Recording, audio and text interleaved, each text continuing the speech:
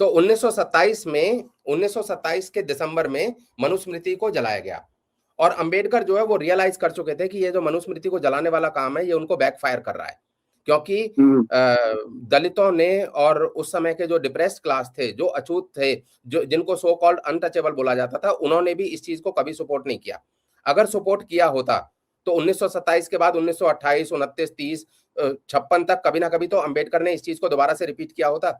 चलिए अंबेडकर ने नहीं किया, कम से कम उस गंगाधर सहस्त्रबुद्धे जो चित्पावन ब्राह्मण थे उन्होंने रिपीट किया होता, या उस समय के जो और थे। आप देखेंगे तो उस समय तमिलनाडु में भी डिप्रेस क्लास की पॉलिटिक्स चलती थी, महाराष्ट्र में तो अंबेडकर थे ही, तो अलग अलग जगह पे छोटी छोटी डिप्रेस क्लास की पॉलिटिक्स चला करती थी।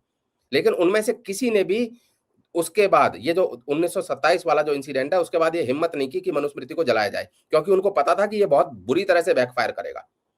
उसके बाद ये अंबेडकर को जो इतना बड़ा बनाया गया, उनको लार्जर देन लाइफ फिगर बनाई गई, उनके आसपास की मनगढ़ंत कहानियां बनाई गई। जैसे मोदी के आसपास वो कि वो मगरमच्छ से लड़ते थे और उन्होंने तो ऊपर जाके झंडा चेंज कर दिया था। और मोदी जो है वो बहुत गरीब थे, उनकी माँ बर्तन मांजती थी, वो तो चाय बेचते थे। ये सब मनगढ़ंत कहानियां हैं मोदी के अराउंड। आप देखेंगे मोदी का बचपन का फोटो है 1950s का, जब वो सूट बूट में है, बो टाई लगाए हुए हैं।